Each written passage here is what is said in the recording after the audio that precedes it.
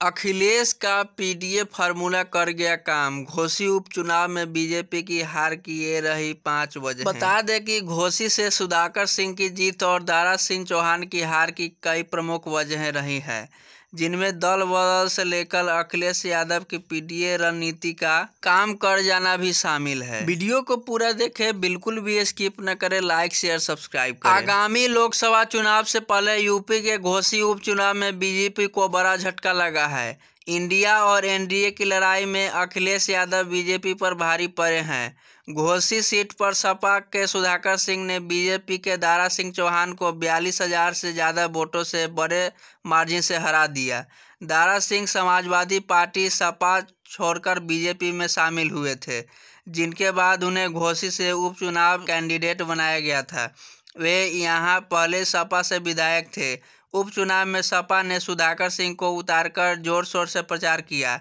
जमीन पर शिवपाल यादव ने कई दिनों तक मोर्चा संभाले रखा और घर घर जाकर मतदाताओं से मुलाकात की। सुधाकर सिंह की जीत और दारा सिंह चौहान की हार की कई प्रमुख वजहें हैं, जिनमें दल बदल से लेकर अखिलेश यादव और पीडीए फार्मूला है। आइए घोसी के दारा सिंह चौहान की हार की 5 वजह के बारे में जानते हैं। पहला, जनता ने दल बदल नहीं पसंद किया। बीजेपी के दारा सिंह चौहान उन नेताओं में से हैं जो यूपी की लगभग सभी प्रमुख पार्टियों में कभी न कभी रहे हैं। कांग्रेस में अपनी राजनीति शुरू करने वाले दारा सिंह बसपा, सपा, बीजेपी सभी में शामिल रहे। साल 2017 के यूपी विधानसभा चुनाव में दारा सिंह ने बीजेपी के टिकट पर चुनाव लड़ा और जीत भी दर्ज की। इसके बाद योगी सरकार में 5 साल तक मंत्री रहे, लेकिन जैसे ही 2022 विधानसभा चुनाव आया और तमाम जगहों पर अखिलेश का पलड़ा भारी लगता दिखा, उन्होंने बीजेपी का दामन छोड़ दिया। इसके बाद वे सपा से चुनाव लड़े और घोसी विधानसभा से जीते भी। हालांकि सपा को बहुमत न मिलने के बाद उन्होंने बड़ा झटका लगा और कुछ महीने पहले ही वापस बीजेपी में चल गए। घोसी उपचुनाव में बीजेपी ने उन्हें उम्मीदवार बनाया और विधायकों, मंत्रियों आदि की पूरी फौज चुनाव प्रचार के लिए उतार दी। लेकिन शुक्रवार को आए नतीजों में साफ हो गया कि जनता ने दारा सिंह चौहान जैसे दल बदल करने वाले नेताओं को पसंद नहीं किया और चुनाव में बड़ी हार का स्वाद चखा दिया। दूसरा, शिवपाल यादव की जादूगरी आ गई काम। अखिलेश यादव के चचा शिवपाल यादव लंबे समय तक सपा से दूर रहे। जब मुलायम सिंह ने अपने अखिलेश को सपा की सत्ता गई तो बाद में शिवपाल ने अपनी अलग पार्टी बना ली।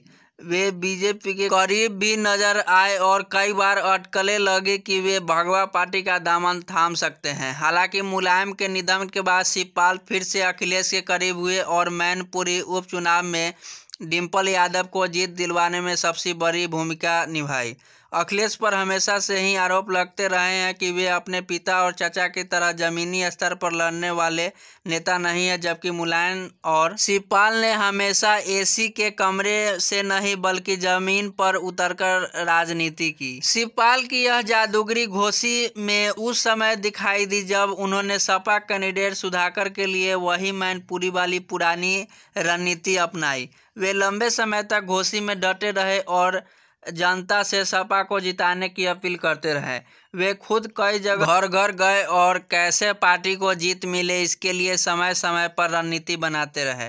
शिवपाल की यही जमीनी राजनीति भी घोसी उपचुनाव में सपा कैंडिडेट की जीत की एक वजह बनी। इंडिया का एकजुट होना भी बीजेपी को पड़ा भारी। आगामी लोकसभा चुनाव के लिए इस बार विपक्ष के 28 दल एक साथ आए हैं, जिनमें कांग्रेस, सपा भी शामिल है। एक समय कांग्रेस से पूरी तरह से दूरी बनाकर रखने का दावा करने वाले अखिलेश यादव को घोसी उपचुनाव में कांग्रेस का काफी साथ मिला। यूपी कांग्रेस के नए नवेले अध्यक्ष अजय राय ने उपचुनाव में पार्टी का कोई भी कैंडिडेट नहीं उतारा और सपा को समर्थन देने का ऐलान कर दिया।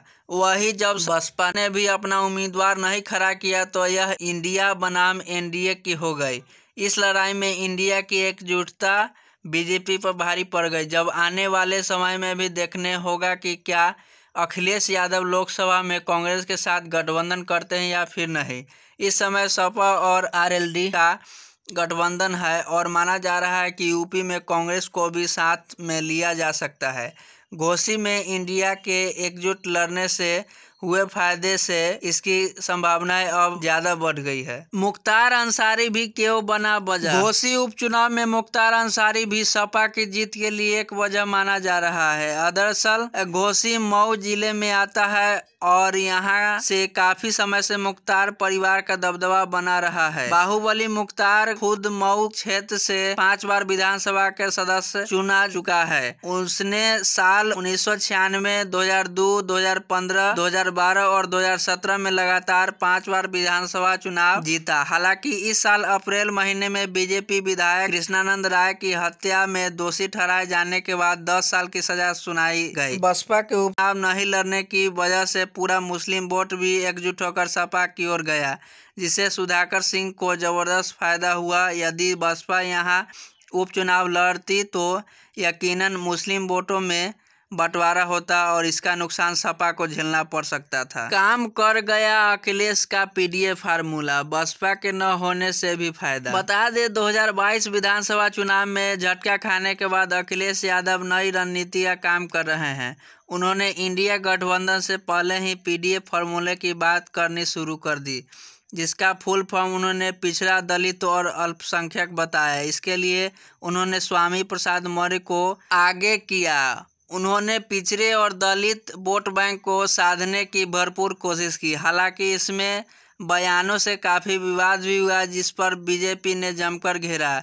इसके बावजूद भी अखिलेश स्वामी प्रसाद मौर्य को आगे करके पीडीए शब्द का जिक्र करते रहे।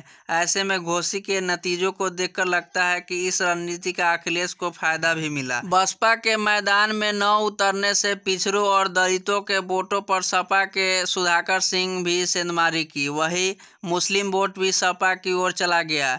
जीत के बाद अखिलेश ने पीडीए का जिक्र भी किया और कहा, इंडिया टीम है और पीडीए रणनीति। जीत का हमारा ये नया फार्मूला सफल साबित हुआ है।